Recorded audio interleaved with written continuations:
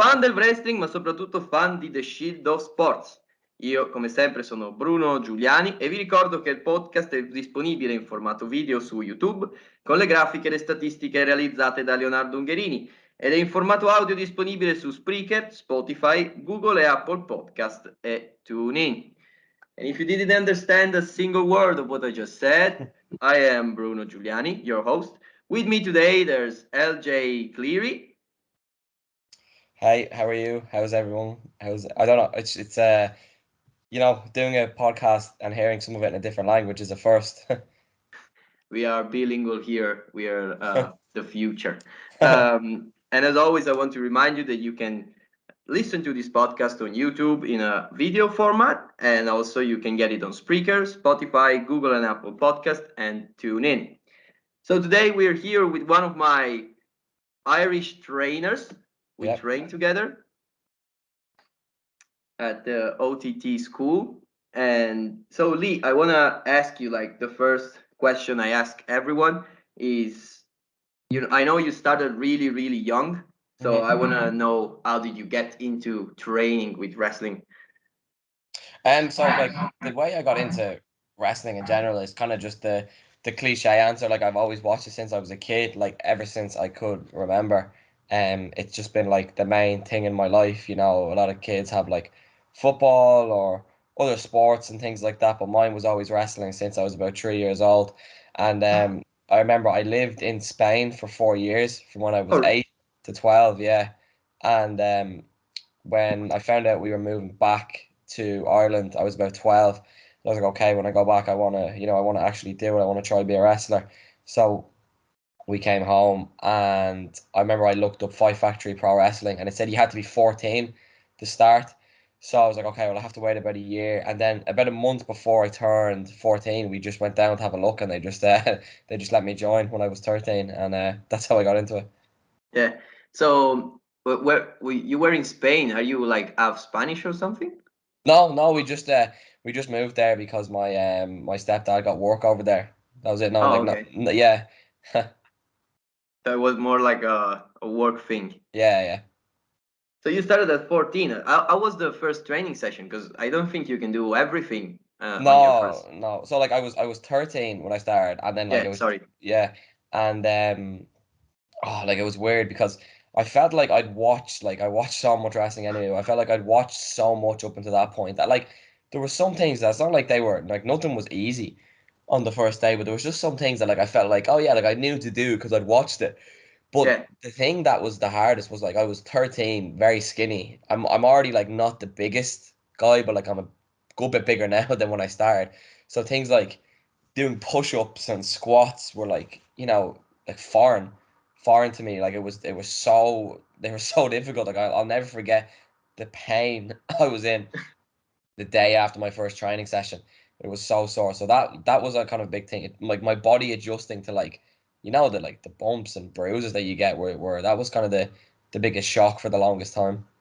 So you weren't doing any other sports before, or was wrestling like your first your Yeah, first like train? I've done like bits of karate and kickboxing and stuff, but like not like extensively. Like, and I was like I did like PE in school. Like I wasn't like an unhealthy or like unfit kid, but I'd never really done training to that extent that you like, jumping into a wrestling training. So you've been in this for 9, almost 10 years now, Yeah. and you've seen like the whole Irish scene, because now it's basically considered one of the hotbeds of wrestling Yeah. on in the planet. So how was when you started, and how is it now? Like, what was the rise? It was completely different when I started. Like it's so weird for me kind of looking back now because I was so young because my first couple of years training, like I didn't like understand, like I didn't get when I started like the process of like how you got on to shows and things like that. I just thought like I'll train here for, a few years, and then I don't know, do I like have to move to America? I just didn't really get like what I had to do. Mm-hmm. But when I started, like there was really kind of no scene, like a couple of local shows every few months, and then obviously when OTT started, so OTT started when I was about a year in, but even that, like I didn't go to an OTT till I was like nearly 18, 17, 18, because I just didn't really understand them. and that gradually over the course of the few years just absolutely like skyrocketed. Once they got, I remember they got you know Kenny Omega and the Young Bucks Oh. got on one of the shows, and like that was like that was a big deal. Like at that point, I was paying into the OTT shows, but even before that, there was a little bit of buzz because it was like over 18s wrestling hadn't really been done. I think that was Hmm. kind of the market that really kind of got it to the level that it's at now. So were you wrestling for OTT before you were 18, or how did it work? Your Was I 20? I would have just turned 18, but like they were still the first ones I was on were the contender shows, which were all ages anyway. But I definitely went to a couple of OTT shows before I was 18 when they were over Yeah. 18s. I snuck in. How did you get inside OTT? Like, how did you get to wrestle for them? Was it Um, like very natural thing of having a talent in Dublin, or was it like Not really, because like they were hard shows to get on, because then like when OTT started, like the reason I went to OTT first was because of Zack Sabre Jr. Like I seen they had Zack Sabre Jr. on the show, yeah? and I was like, oh wow, like he was one of the kind of only independent people I knew, because I really like that style of wrestling. And I was like, I need to, I want to go watch him. And then the shows were quite import heavy, so then what was done was there was like a weekend seminar done before the first contender show, which was essentially like a tryout. And then it was like, Hmm. whoever did well in the seminar got on the contender shows. And that's how it Oh, started for a lot of people that are on them now.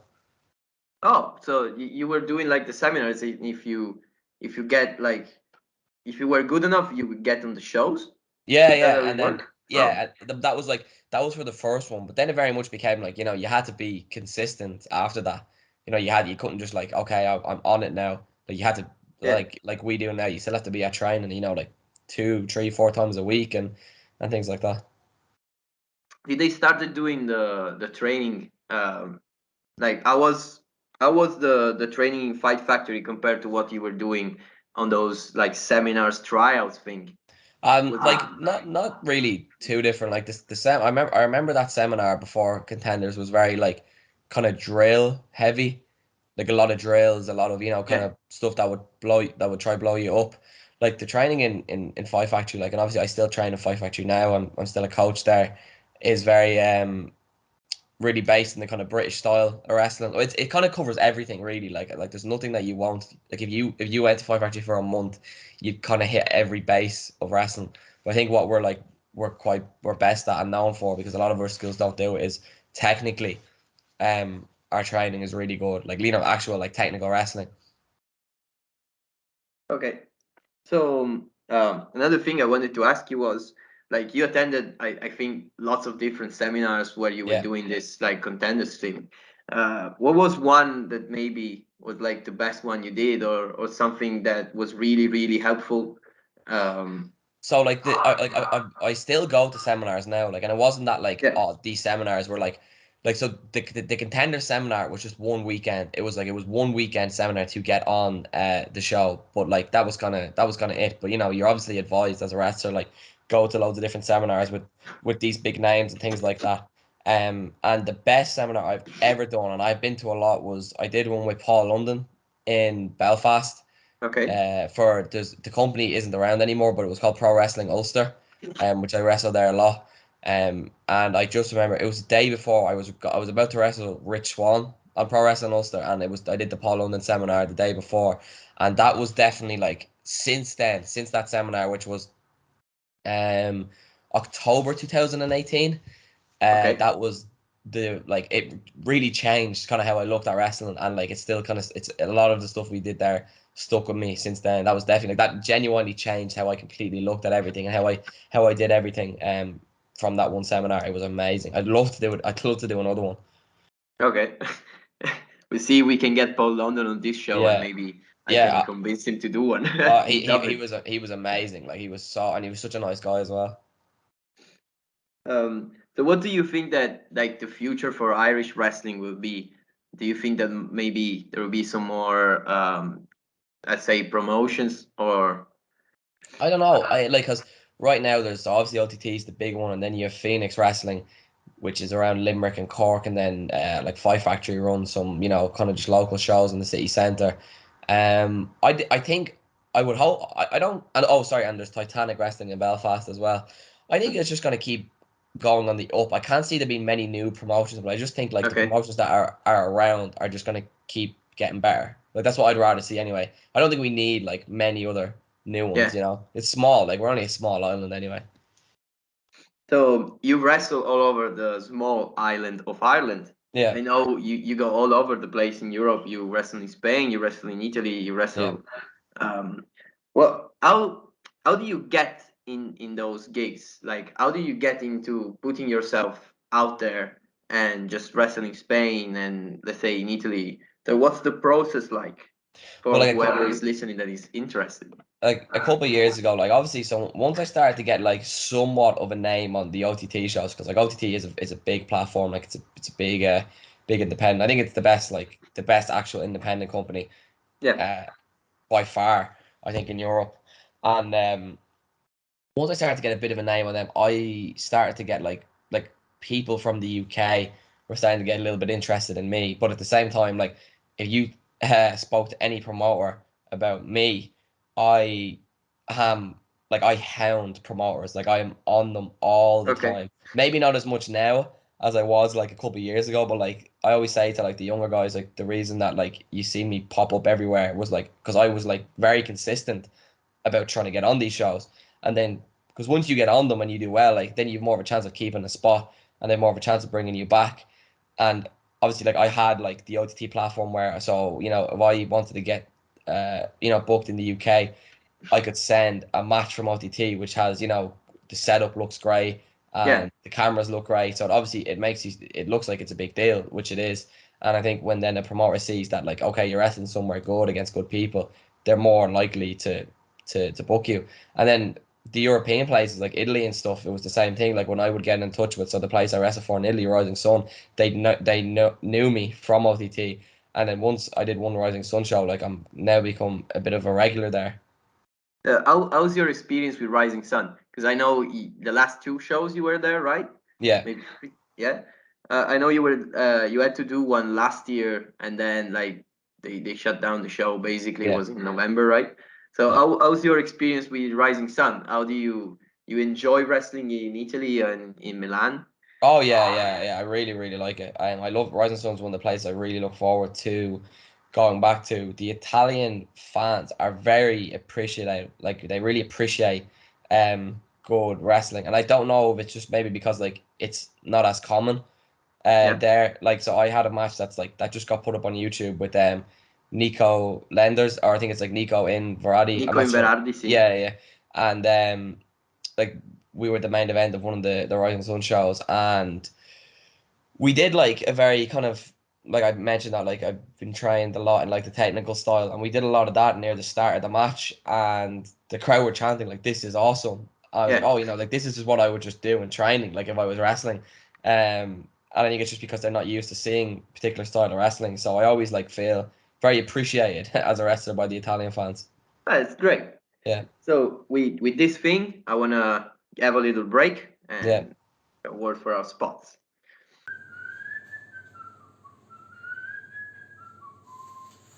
Ah, buonasera amici di The Shield of Sport e The Shield of Wrestling, sono Giulio Prosperi, ma vi ricorderete sicuramente di me per qualcosa chiaramente. Cosa stavo facendo nella doccia? Stavo chiaramente leggendo i nostri magazine, numero 1 e numero 2. Perché li stavo leggendo sotto una doccia? Ma perché è sempre il momento e il luogo per leggere i nostri magazine che parlano di wrestling, MMA, sport, da combattimento, arti marziali, insomma, chi più ne ha più ne metta, soprattutto ora che siamo pronti ad uscire con il nostro terzo numero, quello autunnale, quello che ci lancerà nell'Olimpo delle case editrici. E allora fate come me, andate a farvi una doccia e portatevi i nostri magazine. Resistono all'acqua questi? No, non ne sono sicuro, ma li proviamo subito. E ricordate una cosa, quando fate la doccia, svestitevi. Ciao! And we are back with LJ Cleary. So, in the first half of the podcast, we talked about how you went out there, where you wrestled, how you started to wrestle in Ireland, and everything. And now I want to talk a bit about you and your gimmick, Yeah. because every time you come out, like the music is really, and the entrance and everything is really different from what you usually see. You don't have this like metal banging or people like coming out like they're gonna fight the living beat the shit out of you and everything. So how was the LJ Cleary star character came out? Like, was there some process behind it? Yeah, like a small bit. Like so when I started actually kind of putting a character together, it started on a lot of smaller shows like gym shows and things like that. And I was originally like always a heel everywhere. Like I was always a bad guy. Oh, Um because like I noticed that I was quite small, like I was smaller. Again, like yeah, I'm a bit bigger now, but I noticed like I was smaller, and like I've a good, like I'm in general like a people person. Like I can talk to anybody and stuff like that, and that kind of obviously comes with the coaching side as well, like to be able to speak to a class and things like yeah, that. And my favorite wrestler of all time is Chris Jericho, and I remember like being a heel on smaller shows, and I was kind of just like copying him basically. I was just being like a very twerpy, loud, annoying, like bad guy. yeah, And with that then kind of as OTT started, I started doing that. Like I started off in OTT as a heel, which, you know, if you were at the shows now, it probably is kind of strange to hear yeah. that. But I I start was a bit confused when you told me that you were doing yeah. the heel for so long. I was like, what? Yeah, like I started off as a heel, because my whole thing was when contenders started, like everyone that was coming in was a good wrestler. Like, you know, I knew I could wrestle as well as, you know, everyone else, but nobody was really a character. Yeah, And I knew like for me, my personality was my biggest asset because it was the biggest thing that would set me apart. And that kind of went with things like, you know, the way I have my hair and stuff like that. Like I have kind of crazy, you know, big yeah, hair, and like that's a conscious effort to be like to make it make myself stand out a lot more at wrestling. And it's the same with the entrance music as well. So I got my theme song is called Beautiful Life by Ace of Base, and I got it from there's a movie with Will Ferrell called Night at the Roxbury. And okay, it's about like it's like from a Saturday Night Live sketch. It's about like two brothers who just go clubbing in the 90s. Um and I just heard the song in it and I was like, oh, that would be really good for wrestling. And now like it's become really like, you know, synonymous with me. Like when you hear like the bars, like the first bar of the song hits, and I think everyone knows like, all right, they know who's coming out. yeah, And as well, like it just gives an idea to what my personality is like. And it, like you said there, it's different. It's not like a rock song, you know, like a heavy metal. yeah. Because that Yeah, you go like even to an OTT show and there's yeah, like everyone has this like super hyped metal song or rap yeah. song, and then you come out and it's just Pop, this like song, yeah, 90s dance music. Yeah, yeah. exactly, And which then makes you stand out a lot. yeah, and that was the whole process behind. And then like, see, if you watch like me as a heel and OT when I came in first, I'm not like actually that different as like as a face. Oh, And what I mean by that is like I think people just started to find me funny, and then the reaction went from like boos to cheers, and again like I haven't like changed that much. Obviously, like my style would have like gotten a bit more like, you know, yeah, flashier and to suit like a good guy, but like I still have matches where if someone like if the whole room would be cheering me and then one person boos me, like I'll like shout something back at them, like no problem. hmm, Because that's still like I wouldn't want to just drop like the cheekiness side of the character. But that's kind of where the character came from. It really started where I didn't really know what to be. So and Jericho's my favorite wrestler. So I was kind of just copying. I don't know if you watched much of Jericho when he was in WCW and he was yeah. doing, you know, I like the was I read the book about Jericho in like his first book, yeah, yeah. yeah, where he talks Yeah, about his stint in WCW, and yeah, that's kind of what I was like going for at the start. And obviously, yeah, like my style has gotten a bit, you know, well, I've gotten better. So like I've understood like how to kind of place it a lot more. But that's where it initially came from. And yeah, the music is really a big part of it. My music and my hair are like the biggest parts of it, yeah. I think. Yeah. So another thing I want to ask you is like you can do both, right? Like with the same character, you can do both, which Yeah. is I think it's good because then if you get booked somewhere and you have to do the bad guy, like you Yeah. don't have to like change gear and everything. No, not Uh, at all. Yeah. so what do you like doing the most? Uh, um, I What's think better, being cheered or being like booed out of the place? I think I am better as a bad guy. Like I think I'm a better bad guy, but lately, like I can't, and it's gonna sound so like dramatic or whatever. Like especially like I got to have some big matches this year in OTT. Like Hmm. I got to like wrestle for the title in like the main event of the biggest show, and like the rush, like the actual like high you get off being like cheered by like a packed room, like it's like there's nothing like I can't think of any feeling like it. So as much as like I think I'm better at being a bad guy, like the reaction Yeah. of getting like a crowd behind you is amazing. So I don't really know. I'm kind of dancing around that answer because I'm not really sure what the what Yeah, I yeah. think. It Yeah, just was just yeah, some. I was just curious about it. yeah, Um, you talked about you wrestle against Askins for the heavyweight champion yeah, in OTT. Like how was the whole process? Because you got into like a feud with Maxted first, right? yeah. And then you got to the number one contendership, and then facing Askins. Like what was the whole process of you from where you were to the main event? Well, yeah, like it kind of like I feel like before COVID hit and stuff, like I was becoming one of the big names on the show anyway. Like I was moving up the card. Like I was meant to wrestle Pac before Oh, this before COVID hit. Like the like I was meant to wrestle Pac on March 14th, and then the show got cancelled on March 12th, which is my birthday. wow! So like it was which is my Wasn't 21st that the birthday. greatest of the birthday gifts? Yeah. So like I was already kind of moving up the card. So when things started back. Um, like on the first ice t-shirt back, I wrestled Michael May, who's like my best. He'd be like my best friend in wrestling. And then I went into the little feud of Max said where it was like we had a number one contenders match. I won, and then I put it on the line. He won. Then we had like a decider, and I won that. And I'm really glad I got those matches before the Haskins one because I think if I had went straight into it, I don't think the match would have been as good. The fact I Yeah. had the kind of three big kind of main event style matches before that really kind of got me ready. What was the you just told us that the pandemic basically on your birthday they canceled a dream match basically Yeah. with back. So what happened during the pandemic there in Ireland? Because I know that basically OTT training resumed this year. Was there was a Yeah, long like stop. it was proper like so last year, yeah, like we were closed until like June, and then like I started training like Five Factory up reopened in the summer, um, Yeah.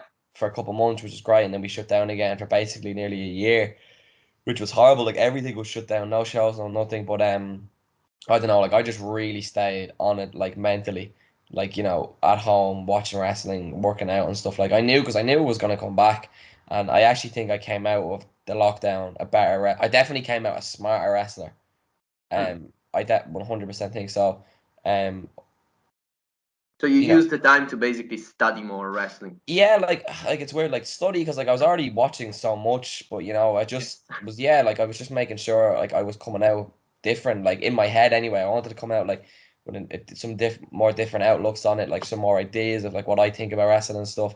Because I only then like we only agreed that like I'd been coaching in Fight Factory, but it was only during the pandemic that like I spoke to Joe and like we decided I was going to coach in the OTT school when things Mhm. came back. So another thing I want to ask you about your character is the blah, Yeah. your taunt. What's the reason behind it? I'm just So like it's not that like it's not really like a big crazy reveal or like this big yeah inside secret. So I used to be part of a faction with two other Irish wrestlers called yeah we were called More Than Hype. Um but even before we were together as More Than Hype, like we were all close in training, us and Michael May. Obviously Michael May wasn't in the faction, but like we were all close. And I remember there was a very early contender show that the Rascals, MSK, like yeah. they're on it like they were on the show and this before we knew them, and like I've got to wrestle them since, and like I really, they're really nice guys and stuff.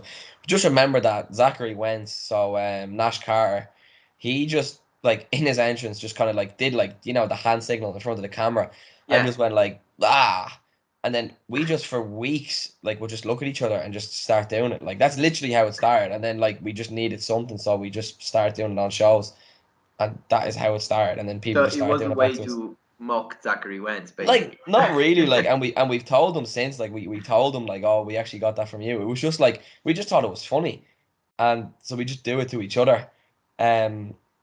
So like if anything, he's I've told him this. He's really to thank for it. Like, cause no, it was in a very respectful way towards him. But that's how it started. I remember watching a match with you and more than I against the Rascals in what was Fight Club Pro Yeah. 2 years ago. So I know you had like a lot of matches with those guys. Yeah, we had a lot of matches together. You ever been to the States? No, no, we'd never been to Oh, America. okay. Like it was something that maybe was on the cards before COVID hit, but like Oh no. yeah.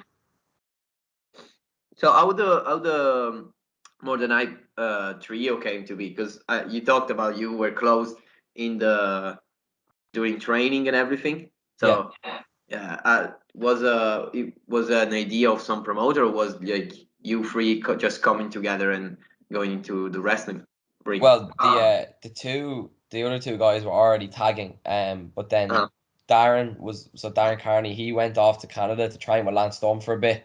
Okay. And while he was there, they on OTT contenders, they did a thing where it was like the top three contenders were going to wrestle British Strong Style. And it was a faction called Legit 100. Had Michael May and stuff was in it. Michael May, Scotty Davis, and Curtis Murray. So that got put together, and then the whole idea was like, okay, well, if they're a new faction, they need, like a rival faction, basically. And that was Joe's idea, and that's basically how we got put together.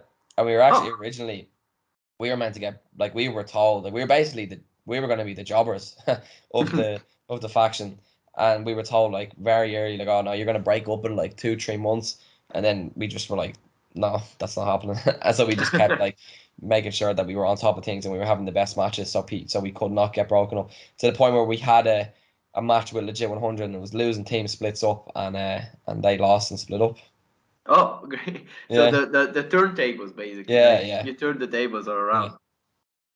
Yeah, that's great. That's great. So now you're on your own, right? yeah. What do you think will be your future? Where do you see yourself in 5 years? Oh, I don't know. It's such a hard question. Like in 5 years, maybe signed to some promotion wherever that is. I don't know. I'm up for anything at the moment. Like I have like my main long term goals and stuff. Like I think my main like long term goal is to just make a proper living off Hmm. wrestling, make a living off wrestling, and work for the big companies. In 5 years, yeah, hopefully maybe be signed to a major promotion. Okay. So do you wish to go in some place in particular, or do you think like whatever promotion gets me, I'm in? But like the main goal, like my main goal would probably be WWE, because that's why I got into wrestling and stuff like that. That's Hmm. the big company. But it's more I wouldn't be I want to make sure when I go to WWE, like I'm as well of a put together package as possible. And Hmm. I want to be like in America, on Raw and SmackDown as well. So that would be the main goal. But I want to go AEW. I want to go to Japan and Mexico as well. I want to kind of do it all. Do you have some maybe some bookings in the future for some indie shows in those places like Mexico, States, Japan? What Nothing do you right now call because that? it's kind of hard to like with COVID situation. It's Yeah, still kind of yeah. hard to like to plan things. But like I would hopefully maybe be looking at something like that next year. Hmm. Yeah, That would be great. I hope you get someplace yeah, because me too.